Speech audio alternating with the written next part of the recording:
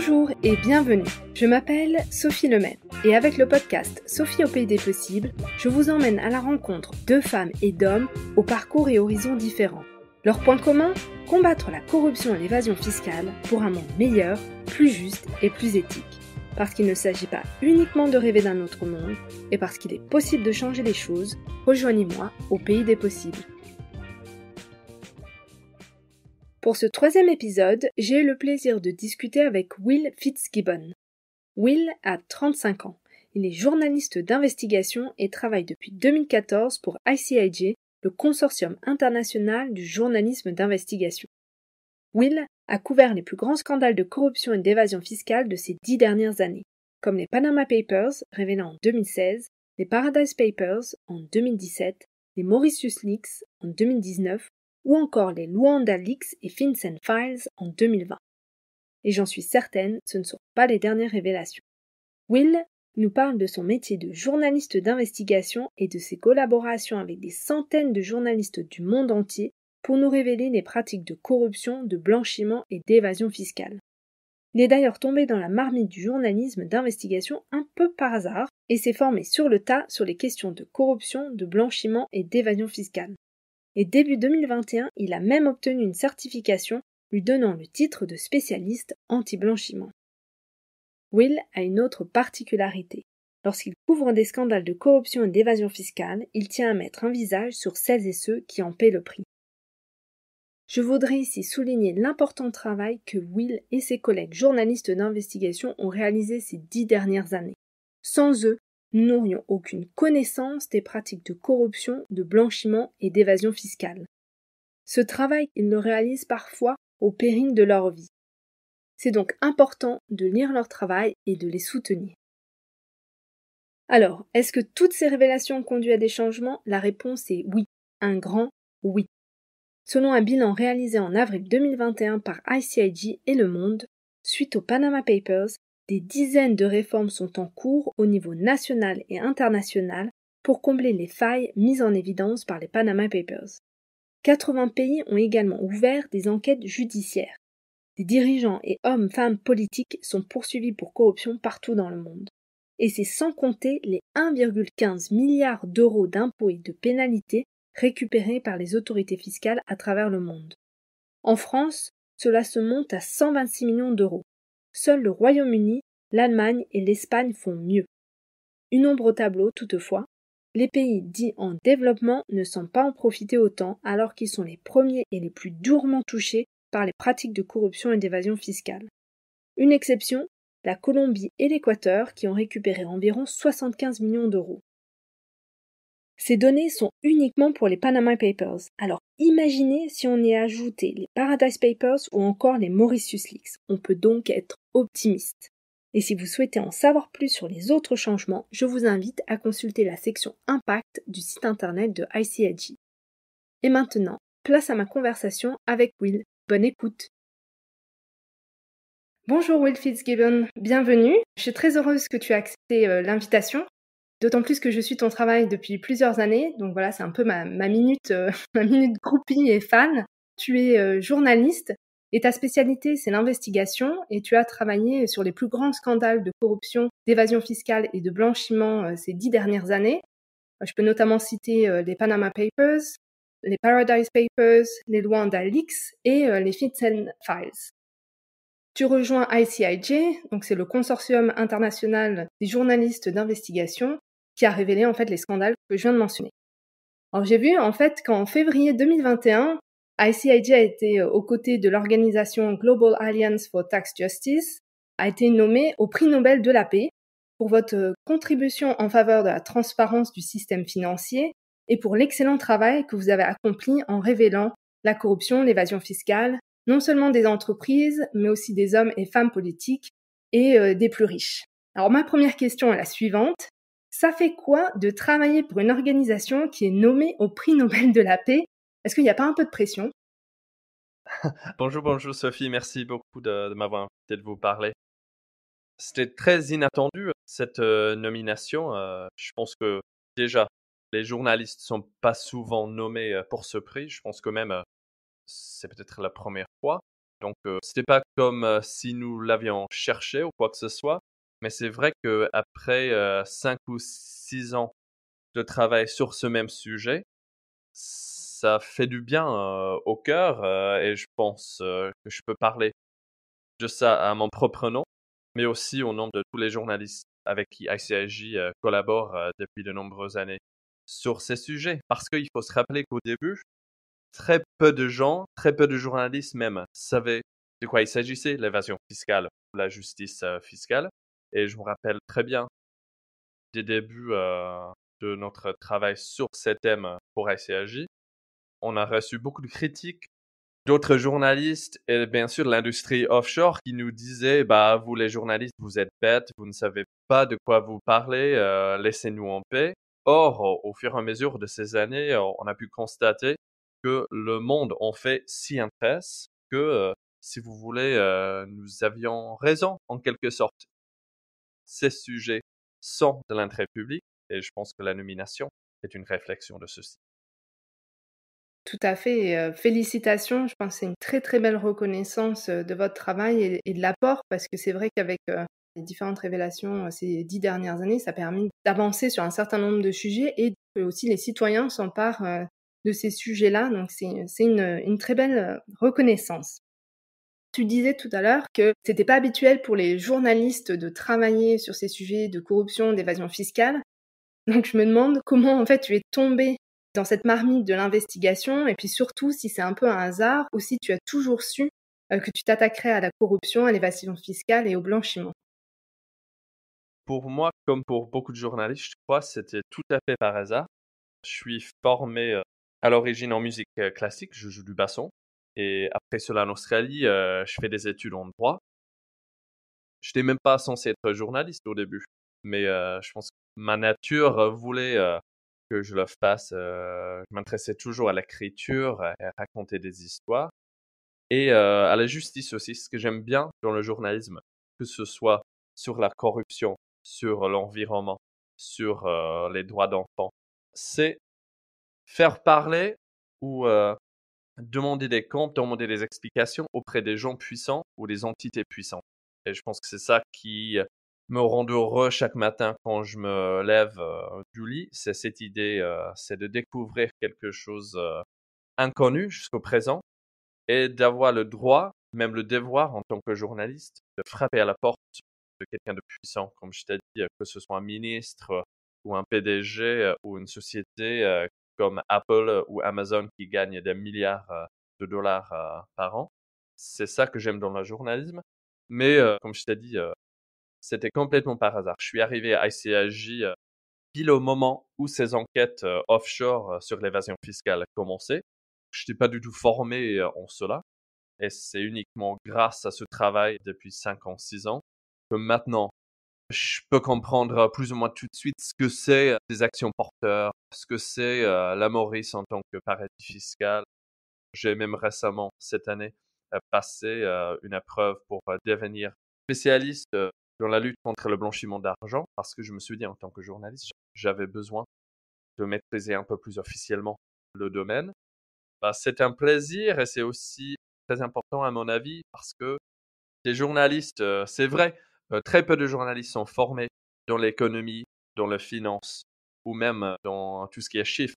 Donc, pour beaucoup de journalistes, il y a une réticence au début de se heurter aux sujets qui touchent aux rapports financiers, aux sommes d'argent, aux enjeux techniques comme la fiscalité. Mais une partie de mon travail à ICIJ, c'est de travailler aux côtés des journalistes, surtout de l'Afrique et du Moyen-Orient, pour les aider à comprendre les documents souvent fuités que nous avons reçus. Et ensemble, je trouve que c'est merveilleux le travail que nous pouvons faire ensemble à décortiquer, à comprendre tout ce qu'on voit sous nos yeux. Ouais, c'est impressionnant, déjà, tu as un parcours tout à fait atypique, commencé par la musique, puis du droit, puis, journaliste.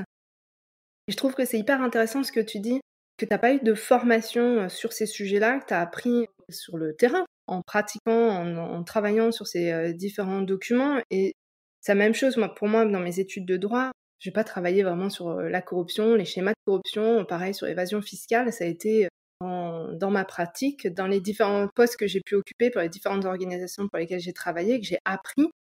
Du coup, ça m'intéressait de savoir comment tu t'es formée. Alors, tu as dit que là, récemment, tu avais passé un diplôme ou une certification sur la lutte contre le blanchiment, mais comment tu as fait et comment est-ce que d'autres peuvent se former si tu as un peu des petites astuces pour qu'on puisse aussi se former et mieux maîtriser ces sujets qui peuvent paraître complexes. Bah, ça te semble répète, mais je pense que le point de départ, c'est lire, lire et lire plus. En tant que journaliste d'investigation qui travaille pour ICAJ, moi j'ai un privilège dans le sens que j'ai le droit, j'ai même le devoir de pouvoir passer des heures et des journées, voire des semaines, à lire et à comprendre une situation. Par exemple, quand nous avons reçu le Panama Papers, il fallait tout de suite comprendre ce que c'est le Panama, pourquoi le Panama est devenu un paradis fiscal. Quand on parle d'une fondation panaménienne, quels sont les avantages, pourquoi un Américain ou un Français ou une Française aurait envie de mettre de l'argent dans un banque panaménien. Donc, il faut beaucoup lire autour de ça. Nous, les journalistes et les personnes en général, on en parle assez parce que parfois on le trouve peut-être honteux un peu, mais moi je suis pas expert, du coup je fais appel à beaucoup d'experts, comme toi d'ailleurs. Et c'est ce que nous faisons très souvent dans le journalisme.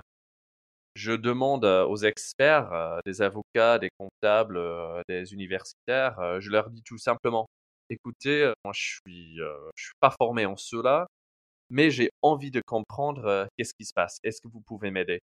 Et une chose qui me rend toujours très heureux, c'est qu'il y a heureusement dans ce monde beaucoup de volonté, beaucoup d'experts qui me répondent positivement, qui m'aident beaucoup à faire mon travail. Et quand vous lisez une de mes enquêtes, sachez que derrière ces 2000 mots, ces 3000 mots, il y a des milliers de mots de plus, des heures de conversation avec des experts, des heures et des semaines de recherche que je n'ai pas pu mettre dans mon texte.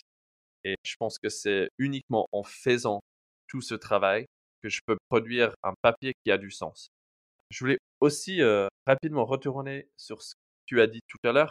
Moi, je pense que c'est important que moi, je suis pas tout à fait expert dans le domaine. Parce que le journaliste doit aussi rendre un sujet compréhensible, voire intéressant pour un grand public. Parfois, quand je parle aux avocats, par exemple, les experts dans la fiscalité, ils maîtrisent très bien leur domaine, mais ils n'ont pas forcément l'envie ni la capacité de tisser une histoire dramatique autour de l'évasion fiscale à l'île Maurice, par exemple. Or, mon métier, c'est de mélanger l'exactitude de tout ce qui est évasion fiscale, les lois qui touchent à l'évasion fiscale, mais aussi faire en sorte que je puisse trouver des personnes qui ont des histoires à raconter, créer des scènes dramatiques et tout. Et c'est ça que j'aime dans le journalisme d'investigation. Je peux mélanger les deux. Pas mal de fois, on a parlé de ICIG, mais peut-être que tout le monde ne connaît pas ICIG. Alors, est-ce que tu pourrais nous présenter brièvement ce qu'est le consortium? Oui, le consortium, c'est donc une ONG qui est basée aux États-Unis, mais notre méthode de travail, c'est tout à fait unique. Nous sommes à la fois des journalistes, c'est-à-dire moi, j'écris des papiers qui sont publiés dans le monde avec The Guardian, avec New York Times, etc. Donc, je suis à la fois journaliste, mais nous sommes aussi un centre de collaboration. C'est-à-dire, nous existons pour que une enquête transfrontalière comme le Panama Papers puisse exister. Qu'est-ce que ça veut dire? Ça veut dire que ICAJ, y compris moi, nous allons toujours chercher des journalistes, identifier des journalistes qui ont envie de collaborer avec nous, de travailler avec nous en tant qu'ICAJ et avec beaucoup d'autres journalistes sur un projet ou une enquête globale. Le but d'ICAJ, c'est d'identifier des sujets d'enquête qui sont à la fois intéressants pour un public au Pérou et un public au Thaïlande, par exemple. Et notre métier à ICAJ, c'est de trouver ou de créer ce projet et aussi d'identifier des journalistes avec qui on peut travailler. Bah, prenons par exemple le cas de Panama Papers. Dans ce cas, il y avait des journalistes allemands qui ont reçu 11 millions de documents fuités d'un cabinet d'avocats Mossack Fonseca. Et ces journalistes allemands, ils ont eu l'intelligence et l'humilité aussi de se dire 11 millions de documents, c'est trop pour 2 journalistes allemands. En plus, ces documents touchent à tous les pays du monde.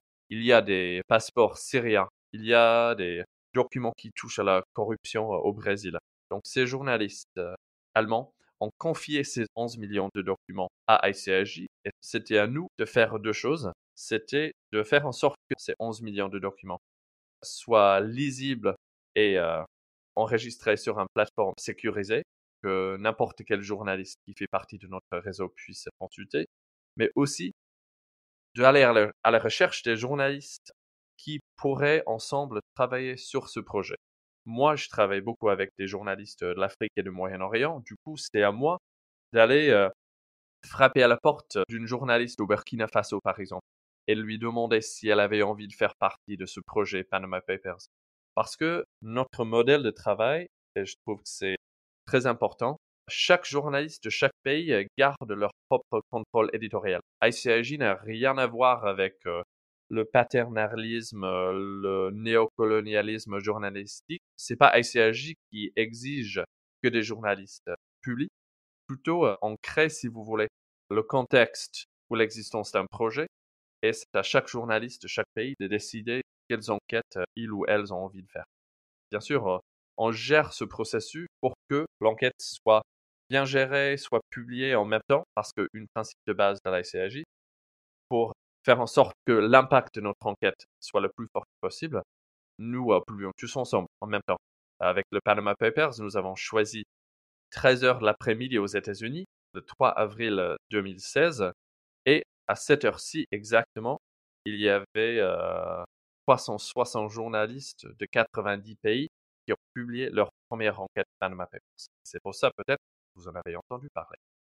Ouais, d'ailleurs, c'est un travail, formidable et je crois que c'est unique. Il me semble pas qu'il y ait d'autres coalitions de journalistes qui travaillent comme ça ou c'est peut-être un modèle qui est en train de se diffuser, mais ce travail de collaboration, je le trouve, vraiment hyper intéressant et ça permet peut-être aussi de, multiplier les faits et l'action pour qu'il y ait plus de répercussions et d'impact quand l'histoire, sort. Tu mentionnais, les Panama Papers, donc c'était 11 millions de documents qui étaient arrivés. J'imagine qu'il n'y a pas la solution tout de suite, hein, sur ces 11 millions de documents. Tu as parlé de passeports et autres documents différents. Donc comment est-ce que tu procèdes, ou comment vous procédez, parce que tu disais vous êtes une équipe, vous êtes nombreux à travailler là-dessus, pour traiter ces données, les comprendre et en fait pouvoir raconter une histoire par la suite. Parce que ça tombe pas tout cuit, a priori. Oui, tout à fait. Et je pense que s'il y a une chose que je veux corriger on record, comme on dit en anglais, c'est l'idée que recevoir une fuite de données, ça rend la vie simple. Alors, pas du tout. Même s'il y a 11 millions de documents, ça ne veut pas dire qu'il y a des histoires qui sont presque prêtes à publier. Il nous fallait un travail de presque un an, de mon côté personnellement, tous les jours, pour comprendre tous ces documents et faire le travail nécessaire pour comprendre de quoi il s'agissait ces documents, mais aussi faire ce dont nous avions parlé tout à l'heure, c'est-à-dire consulter des experts, trouver des angles pour raconter ces histoires d'un point de vue personnel, pour qu'il y ait un intérêt humain là-dedans. Parce que franchement, c'est pas très intéressant et ça ne va pas trop aider le public à comprendre pourquoi c'est intéressant. Si j'écris simplement Monsieur X de la République démocratique de Congo était le lion droit économique d'une société aux îles Vierges britanniques. Point. En soi, ça n'a aucun intérêt cette histoire. Cette histoire pourrait être intéressante. Pourquoi? Parce que ce Congolais était un ministre et il était impliqué dans le détournement des fonds, etc., etc. En effet, ces histoires ne s'écrivent pas tout de suite. Ce que nous faisons avec ces 11 millions de documents, et nous faisons pareil avec toutes nos enquêtes, que ce soit Luanda Leaks, FinCEN Files, nous mettons tous ces documents sur une plateforme sécurisée qui est créée par ICIJ. Il faut dire qu'une autre chose qui nous rend unique à ICIJ, c'est que la moitié de notre équipe sont des techniciens, sont des experts en technologie. Parce que une grande partie de notre travail, c'est d'accumuler ces millions et ces millions et ces millions de documents, de les mettre quelque part sécurisés est de faire en sorte qu'une journaliste au Libéria et une journaliste en russe et un journaliste au Chili peuvent accéder à ces documents, les télécharger chez soi et les comprendre dans son propre pays. Donc, vous pouvez imaginer que le côté technique, c'est très important. Et quand il s'agit de la rédaction, de la création d'une enquête, bah, il faut dire que parfois, il y a des sujets qui semblent assez faciles ou immédiats. Pour le Panama Papers, dès qu'on a vu le passeport d'un cousin du président syrien, Bachir al-Assad, on s'est dit tous, vu que c'est la famille al-Assad, il y a sans doute une histoire quelque part ici, parce que cet homme, c'est quelqu'un de puissant. Donc du coup, on veut révéler un peu les secrets de ce régime syrien. Mais d'autres sujets n'ont rien des médias. Moi, j'ai beaucoup travaillé sur la Maurice en tant que paradis fiscal. C'est un petit pays africain, mais à cause de la Maurice, beaucoup de pays en Afrique perdent des impôts à cause de ces conventions fiscales qui n'ont pas été très bien faites. C'était un sujet qui m'intéressait beaucoup, mais il faut dire que c'est pas un sujet très sexy a priori. Donc, il fallait parler aux douzaines d'experts fiscalistes. Il fallait que je fasse des contacts, des appels avec des inspecteurs des impôts au Sénégal, en Zambie, en Égypte, au Congo, pour m'assurer d'abord qu'il y ait un sujet qui vaut la peine de faire. Donc, je pense qu'il y a les deux côtés. Parfois des sujets qui tombent plus ou moins facilement, mais franchement, moi, ce que je préfère, c'est des sujets qui ne me sautent pas aux yeux tout de suite, et il faut fouiller, fouiller, fouiller, pour même m'assurer qu'il y en ait qui vaut la peine. D'ailleurs, tout à l'heure, tu disais qu'une particularité de ICIG, c'est que vous avez une partie de votre équipe qui est des techniciens. Et il me semble que vous avez révolutionné la manière de traiter les données, parce qu'il me semble que vous avez créé des bases de données spécifiques où on peut chercher, on peut faire des recherches. Corrige-moi si je me trompe, mais je crois que certaines sont accessibles à tout le monde. Je trouve que ça, c'est assez unique de mélanger le travail journalistique avec des experts en informatique pour rendre l'information accessible. Une question que j'aurais peut-être, c'est comment vous faites quand vous avez des documents qui sont des PDF qui ont été scannés et où là, on peut pas faire de recherche automatique. Donc ça, peut-être que ça complique votre travail. Comment vous gérez un peu ces aspects quand on a 11 millions de documents? Comment est-ce qu'on fait pour pouvoir s'y repérer en fait? En effet, une principe de base du travail de la SCAJ, c'est l'accessibilité pour tous. Moi, j'ai envie qu'un journaliste qui est bien payé, qui travaille pour le BBC à Londres, qui a du Wi-Fi 24 sur 24, peut travailler sur la plateforme d'ICRJ, mais j'ai aussi envie qu'une journaliste du Mozambique, qui a des coupures d'Internet, d'électricité toutes les 6 heures, peut lui aussi chercher dans ces mêmes documents. Et vous pouvez imaginer que c'est pas facile à créer cette plateforme qui pourrait marcher dans tous les pays. Ce que nous faisons, et moi je fais pas partie de cette équipe merveilleuse de technologie, mais ils ont réussi à créer des outils qui peuvent, comme tu dis, scanner et rendre lisible avec un ordinateur presque tous tes documents. Ça peut être des fax des années 70 écrits à la main, mais aussi des passeports, des contrats, des emails. Et tout ça est très important parce que ça nous permet à faire des recherches très simples. Moi, je peux être une journaliste gabonaise et avec la base de données ICRJ, je pourrais taper par exemple Gabon ou Bongo, le nom du président, ou même plus précisément, je pourrais chercher par une rue, je pourrais chercher le nombre de passeports gabonais dans ces 11 millions de documents par exemple. Et ça, c'est très utile justement parce que, comme je t'ai dit tout à l'heure, il y a très peu d'experts parmi les journalistes dans ce domaine. Donc, c'est vrai que la plupart du temps, notre façon de s'attaquer au sujet est de trouver des indices de corruption, de trouver des sujets de blanchiment d'argent. C'est tout simplement en faisant des recherches très basiques comme la rue le plus importante à Paris ou des passeports français. Tous ces documents sont transmis de manière anonyme. On ne sait pas qui vous les envoie.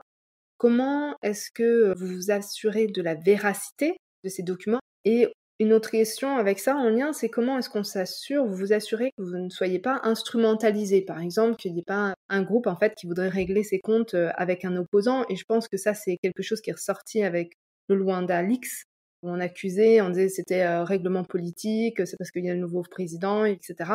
Comment est-ce que vous gérez ces risques-là?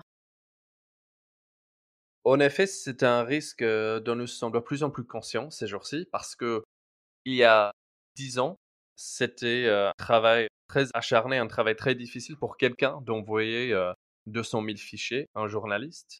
Or, maintenant, monsieur ou madame, tout le monde peut le faire plus ou moins de leur ordinateur. Donc, c'est vrai que même si on est content de recevoir de plus en plus de ces fuites, c'est vrai que le risque devient un peu plus important. Je dirais que nous faisions plusieurs choses pour nous assurer de ne pas être malmenés et aussi de nous assurer de la qualité de nos documents. Ce que nous faisons, bien sûr, c'est de toujours au point possible vérifier quand ou si les documents qui nous viennent reflètent à la réalité. Prenons par exemple les documents de Wandalix, parler des sociétés offshore, par exemple, et des activités d'une milliardaire angolaise, Isabel dos Santos. Et nous avons vu 700 000 documents qui parlaient de son empire d'entreprise.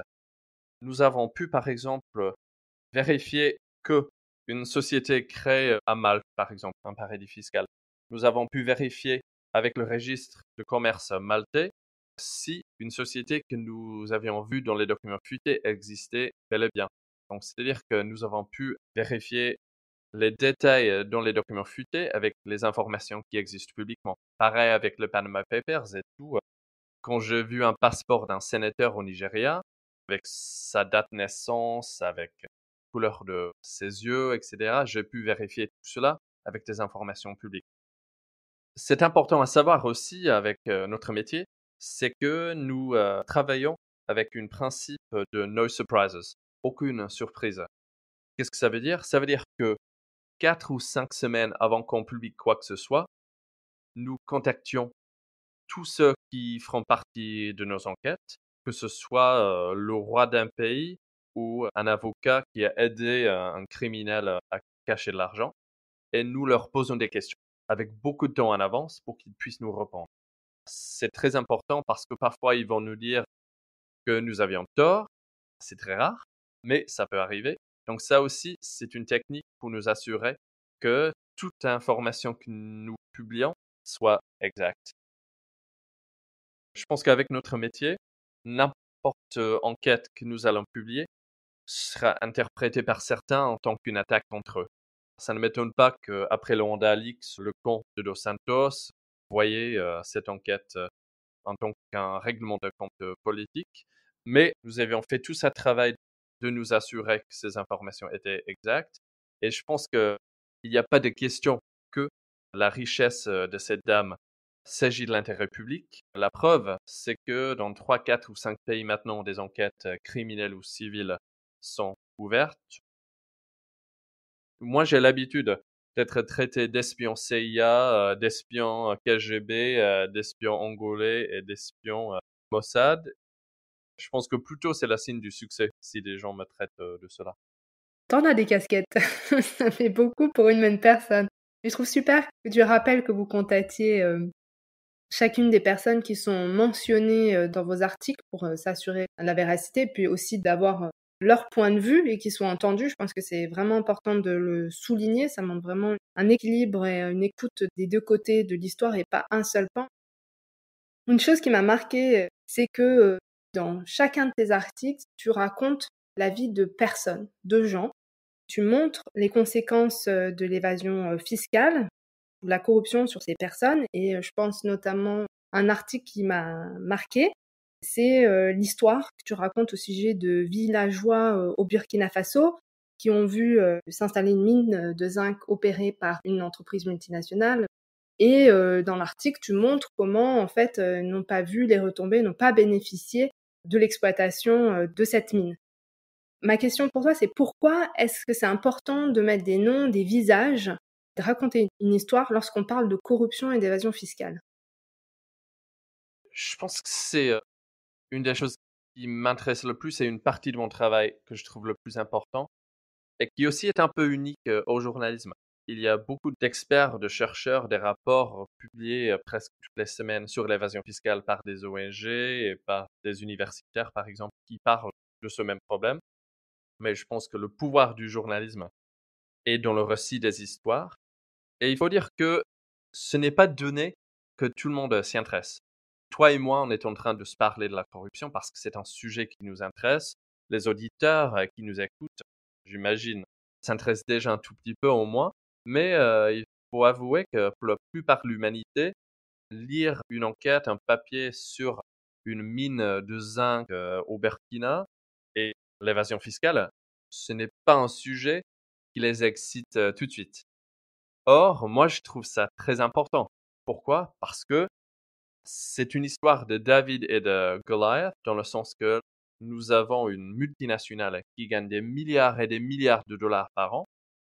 Et à côté de l'activité de cette mine, vous avez une famille qui gagne parfois rien, qui a du mal à vivre, et qui sont des habitants d'un pays qui, selon ce même gouvernement, n'a pas reçu ce qu'il devait recevoir de la part de cette société parce que le système multinational a pu se permettre de payer des avocats, des comptables pour créer des sociétés grandes partout dans le monde.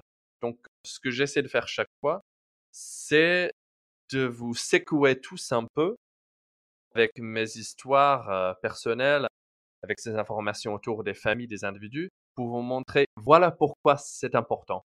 Voilà pourquoi vous devrez vous intéresser. Des chiffres ne sont pas que des chiffres. 1 million de dollars, 1 milliard de dollars, l'évasion fiscale.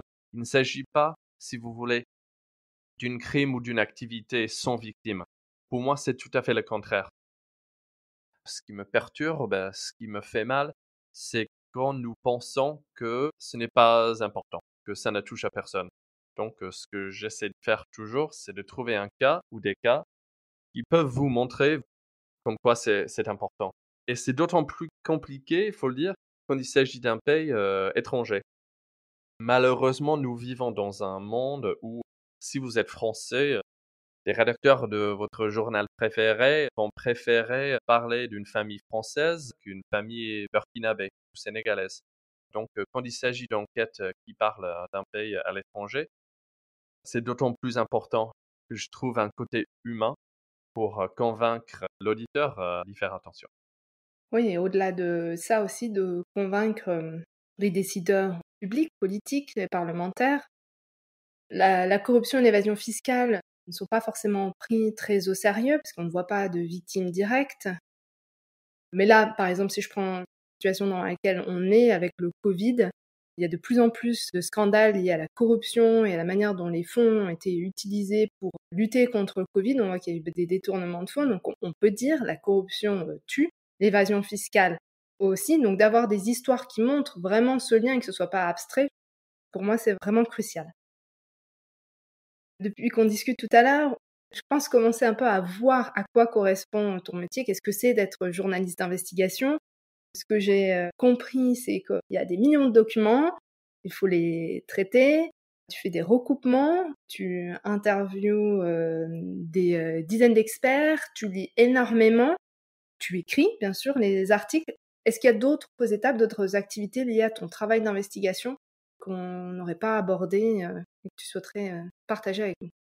Eh ben, une chose qu'on essaie de faire à chaque fois, c'est d'identifier, de trouver des lanceurs d'alerte ou des experts qui ne sont pas extérieurs au problème, mais qui font partie du système. Par exemple, j'aimerais bien interviewer un banquier suisse qui, depuis 30 ans, aide des dirigeants africains à cacher leur compte bancaire à Genève, par exemple.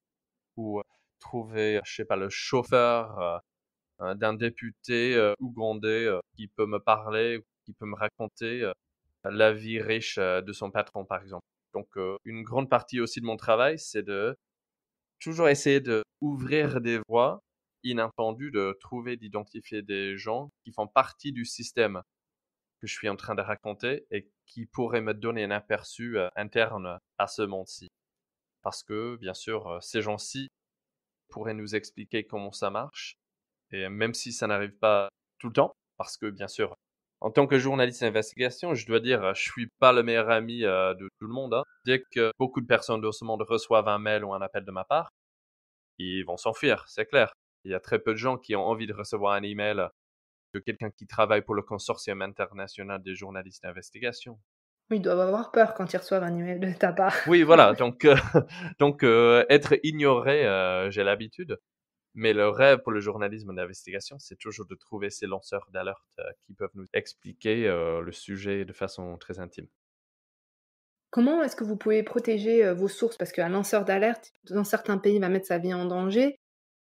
Comment est-ce que, vous protégez l'identité des lanceurs d'alerte, des personnes qui vous aident? Oui, c'est vrai que la vie d'un lanceur d'alerte, ce n'est pas le bonheur, malheureusement, presque dans n'importe quel pays, hein. Récemment, j'ai vu que la Cour européenne des droits de l'homme a défendu le Luxembourg ou a rejeté un appel d'un lanceur d'alerte luxembourgeois qui a partagé des documents avec ICAJ pour notre enquête LuxLeaks sur l'évasion fiscale à grande échelle commise et aidée par le Luxembourg. Or, la Cour européenne des droits de l'homme a décidé que ce lanceur d'alerte n'avait pas fait assez, n'a pas relevé des trucs assez importants, selon la Cour, pour être proprement protégé. Et je trouve cette décision un désastre total. Donc, qu'est-ce qu'on peut faire, nous, les journalistes?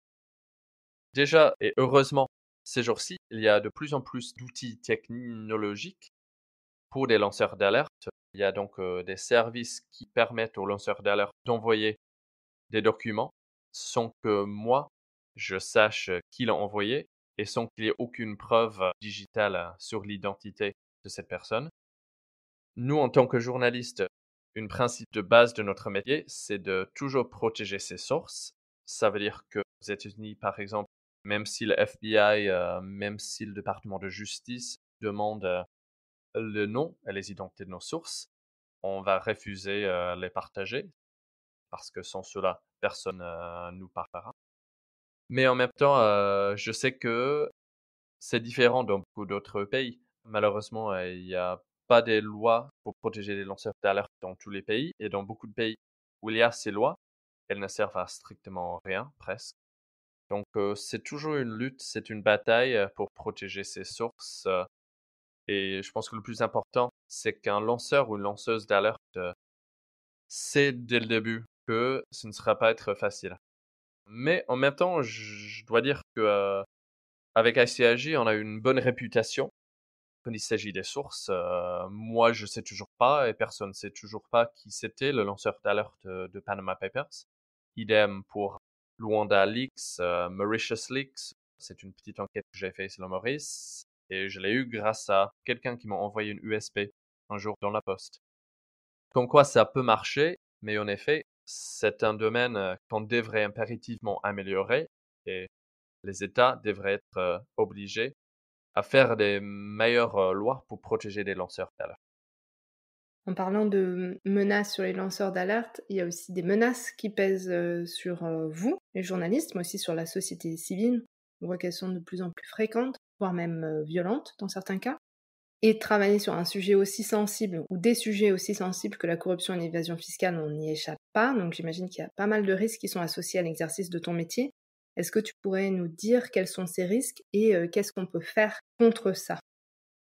Bah, pour commencer, je dois dire que moi, personnellement, vu que je travaille aux États-Unis, je suis plus ou moins protégé. Je pense que d'ailleurs, c'est une des raisons pour lesquelles le siège d'ICIJ se trouve aux États-Unis, c'est parce qu'il y a la liberté de la presse ici assez forte.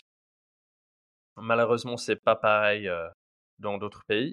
Moi, la menace la plus importante que je reçois, c'est une lettre de 50 pages d'un avocat à New York qui travaille pour un milliardaire corrompu, je sais pas, africain par exemple.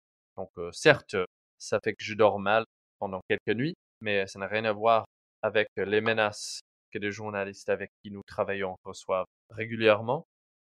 Nous avons vu récemment un de nos collègues à Moscou qui a été interpellé par le KGB suite à une publication de lui.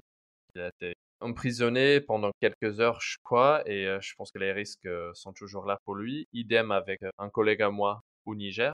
Il a publié une enquête sur le détournement de fonds du ministère de la Défense en lien avec notre enquête FinCEN Files, qui a montré que des sociétés fictives à Londres et en Angleterre ont été utilisées pour envoyer des millions de dollars du Niger, évidemment pour rien. Une société qui est créée il y a un mois n'est pas peut-être une société à signer un contrat qui vaut des millions de dollars avec un État. Mais même, ce qui me fait peur aussi, c'est que les États et les gens puissants deviennent de plus en plus intelligents ou mesquins Ouais, Créatif? créatif quant à la persécution des journalistes. Nous avons vu ça avec un collègue à nous au Bénin, où ce journaliste citait des propos d'un procureur de la République du Bénin, et il les a cités exactement, hein, il y avait des enregistrements et tout, mais le procureur l'a quand même porté plainte, et ce journaliste a passé 6 ou 7 mois en prison. Bah, c'est Oui, fou, c'est fou. c'est Ouais. incroyable. Contre cela, qu'est-ce qu'on peut faire? Ce que j'aime bien avec ICAJ, c'est que nous sommes un réseau et du coup, dès que vous vous attaquez à un de nous, vous vous attaquez à nous tous et ça nous permet à faire beaucoup de bruit. Dès que notre collègue en Russie a été interpellé, dès que notre collègue au Bénin a été interpellé, nous avons fait du bruit, nous avons écrit des articles dans beaucoup de pays du monde pour essayer de faire honte à ces États qui pensent qu'ils peuvent tout faire contre les journalistes. Mais malheureusement, je vois que ces États pensent qu'ils peuvent faire de plus en plus. On l'a vu récemment avec le journaliste biélorusse, n'est-ce pas? Et là, c'est sans parler de toutes ces menaces, toutes ces pressions qui se passent tous les jours. Rappelez-vous, le journalisme, on ne le choisit pas pour gagner de l'argent. Vous avez donc un métier qui n'est pas très bien payé, et presque tous les jours, toutes les semaines, dans beaucoup de pays, on reçoit des petites menaces, surtout en ligne ces jours-ci, mais aussi des appels. Je ne peux pas vous dire le nombre de fois que je parle aux collègues de l'ICRJ qui ont publié des enquêtes extraordinaires dans le cadre de Panama Papers ou de Paradise Papers, et ils me disent: Ah oui, aujourd'hui, j'ai reçu un appel d'un inconnu qui m'a menacé ou qui m'a proposé une nouvelle Ferrari si je n'ai pas publié mon papier, par exemple. Donc, il y a beaucoup de ces menaces quotidiennes qui arrivent. Heureusement, ils ne marchent pas souvent, mais il faut en être conscient. Et je pense qu'il faut en être conscient aussi quand vous lisez des enquêtes des journalistes. Parce que notre métier, ce n'est pas parler de nous-mêmes. Donc, ça serait assez rare que vous allez entendre parler de ces genres de choses. Mais sachez que pour presque chaque bonne enquête de n'importe quel journaliste, mais surtout de ceux et de celles qui travaillent dans des pays en Afrique, en Amérique latine, au Moyen-Orient et en Asie, il y aurait eu des pressions énormes sur ces personnes. Ouais, c'est assez effrayant quand même quand on y pense et bon, je veux pas être, trop pessimiste, mais pour l'instant la tendance n'est pas très positive, même si, les organisations de la société civile, les journalistes, les syndicats, tous se mobilisent pour, continuer à protéger la liberté de parole, la liberté pour les journalistes, d'écrire. Hem, j'ai perdu le train de ma le train de ma pensée avec ce pessimisme, parce que moi je suis quelqu'un d'optimiste. Moi, je le suis Mais, aussi. justement, parce qu'on a parlé beaucoup de menaces. CIG révèle à chaque fois, chaque année, des nouveaux scandales. J'imagine que c'est pas la fin, qu'il y en aura d'autres. Les acteurs s'adaptent, ils changent de tactique pour ne pas se faire prendre. On voit ces menaces sur les journalistes, les lanceurs d'alerte. Alors, comment est-ce qu'on peut rester optimiste? Dis-nous. Moi, j'ai beaucoup d'espoir dans ce que je fais et dans ce que je vois avec mes collègues dans le monde. Je pense que pour être optimiste, il ne faut pas juger le journalisme d'investigation par des conséquences visibles. Certes, on a tous envie que le Premier ministre pourri de n'importe quel pays démissionne car il a caché de l'argent. Et ça arrive parfois. Mais je pense que c'est aussi important de savoir que publier une enquête au Niger, en Ouganda, au Zimbabwe, même quand cette enquête ne fasse pas d'impact et de conséquences visibles tout de suite, ça peut être très influentiel dans ce qui se passe dans le pays. Changer d'atmosphère, faire en sorte que un homme politique ou une femme politique décide de ne plus envoyer de l'argent à l'extérieur, par exemple. Je pense qu'il y a beaucoup de changements culturels dont on ne voit pas toujours et dont on ne va jamais entendre parler parce que, pour des raisons ou des autres, personne n'en parlera. Mais moi, dans mon expérience, ce que je vois avec mes enquêtes et les enquêtes de beaucoup de mes collègues partout dans le monde, c'est cette idée d'avancement continu, même si c'est un petit pas vers la transparence, même si c'est une enquête qui porte sur un individu parmi 300 individus, ça vaut la peine toujours quand même. Parce que la transparence en soi, c'est très important. Moi, je suis très fier, par exemple, de mes enquêtes qui parlent des multinationales. J'ai beaucoup travaillé sur des sociétés minières, par exemple, comme celle qui travaillait au Burkina. Maintenant, c'est public, c'est on record pour toujours. ce que cette société multinationale a fait au Burkina. Et même si cette société continue à gagner des milliards de dollars et va continuer à exister pour longtemps, je trouve que c'est très important que dès que n'importe qui fait une recherche sur Google sur Burkina, le zinc et l'activité minière et l'évasion fiscale, un des résultats premiers sera mon papier et moi. Et je pense que c'est très important pour la jeunesse, pour des chercheurs, pour des hommes politiques, des femmes politiques qui pourront citer ce cas dans des documents et des commissions parlementaires dans le futur. C'est, si vous voulez, l'accroissement en continu de preuves qui vont nous aider à imaginer et à construire un meilleur monde au fur et à mesure. Est-ce que tu aurais un reportage ou une action, quelque chose que tu as fait, où tu pourrais nous dire que ça a eu plus d'impact? Tu as vu qu'il y a eu un impact et un changement. Est-ce que tu aurais un exemple à partager? Prenons l'exemple de Mauritius Leaks, une petite enquête que j'ai faite avec une vingtaine de journalistes africains. Je suis fier de cette enquête parce que maintenant, tu ne peux pas faire une recherche sur la Maurice sans savoir, sans apprendre qu'il s'agit d'un paradis fiscal qui fait du mal au trésor africain, par exemple. Et je pense que c'est très important. À la suite de cette enquête, nous avons vu la décision par quelques États, y compris le Sénégal, d'annuler leur convention fiscale avec la Maurice, de au moins changer les conditions. Donc je pense que ça, c'est important. Certes, avec Luanda Leaks, c'était une enquête qui a eu beaucoup plus d'impact visible. Il y a des décisions de justice aux Pays-Bas, en Angleterre, en Angola et au Portugal qui ont gelé des avoirs de cette dame, qui ont décidé qu'elle n'avait plus de droit à gérer certaines de ces sociétés, par exemple. Donc, je pense que si on parle des impacts concrets, Luanda Leaks serait un très bel exemple de ceci. Comme je t'ai dit tout à l'heure, pour moi, toutes les enquêtes que nous faisons ont une importance, même si on ne voit pas les conséquences tout de suite. Ouais, ça, c'est un beau message d'espoir et d'optimisme. Justement, ça me permet de faire le lien avec mes dernières questions. Quel rôle on peut jouer en tant que citoyen? Je pense tout d'abord que les citoyens peuvent consulter, lire et apprécier le journalisme d'investigation de qualité. Quand vous appréciez une enquête, quand vous trouvez qu'un papier sur la corruption est bien fait, faites-le, parlez-en aux collègues, aux amis et aux membres de votre famille parce que il faut que nous gardons une culture de respect pour le travail, pour le métier du journalisme d'investigation. Surtout quand ce travail vient des pays en difficulté, comme beaucoup de pays en Afrique par exemple. Je pense que ça, c'est quelque chose qu'on peut tous faire pour aussi dire à nos dirigeants, nous avons besoin du journalisme de qualité.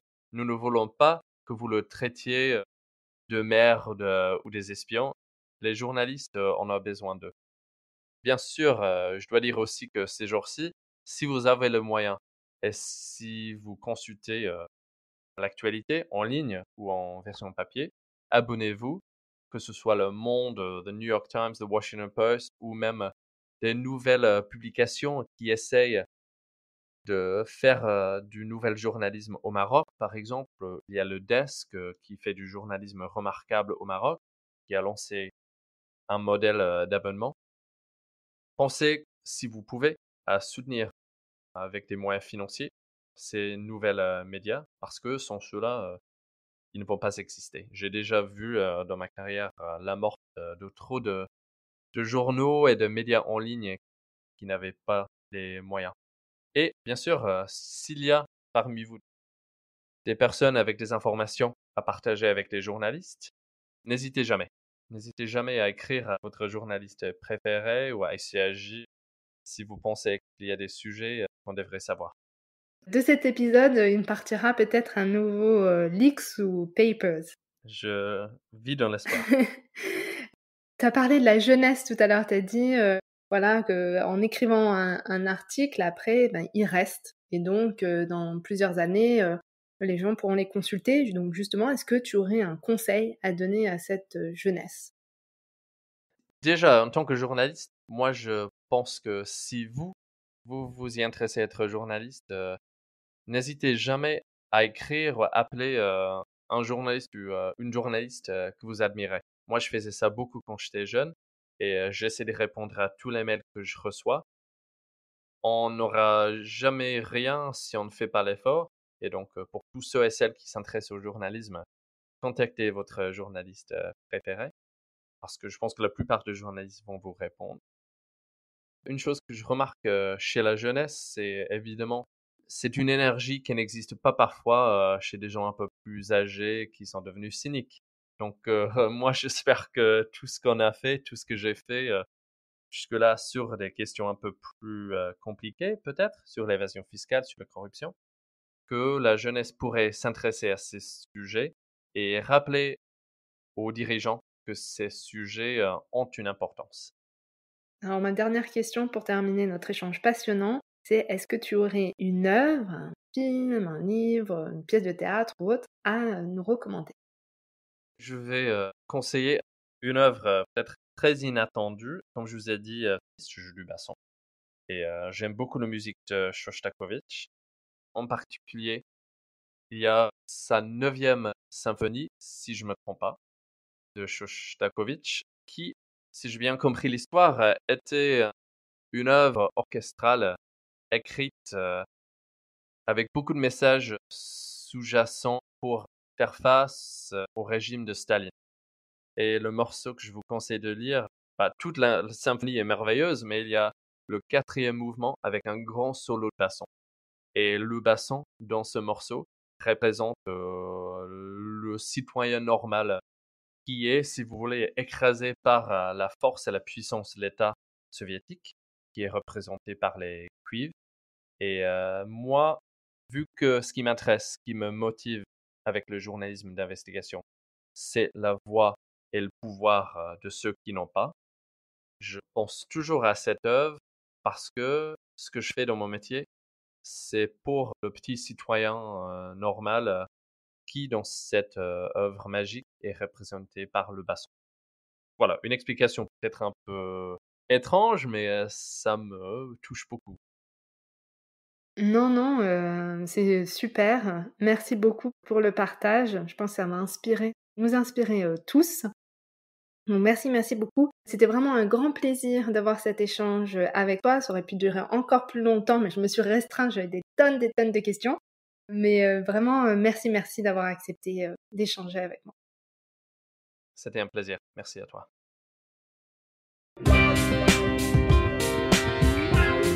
J'espère que cet épisode vous a plu. Toutes les références mentionnées dans l'épisode et bien plus encore sont à retrouver sur la page internet dédiée à l'épisode sur le site internet du podcast sophieaupaysdespossibles.com. Abonnez-vous au podcast et partagez-le avec vos amis, votre famille ou encore vos collègues. Et pour celles et ceux qui écoutent le podcast sur Apple Podcast, laissez un avis 5 étoiles. Cela permettra à d'autres de découvrir le podcast et de nous rejoindre au pays des possibles. Si vous le souhaitez, vous pouvez me contacter et me proposer des invités. L'adresse est dans la description de l'épisode. Je vous dis à bientôt!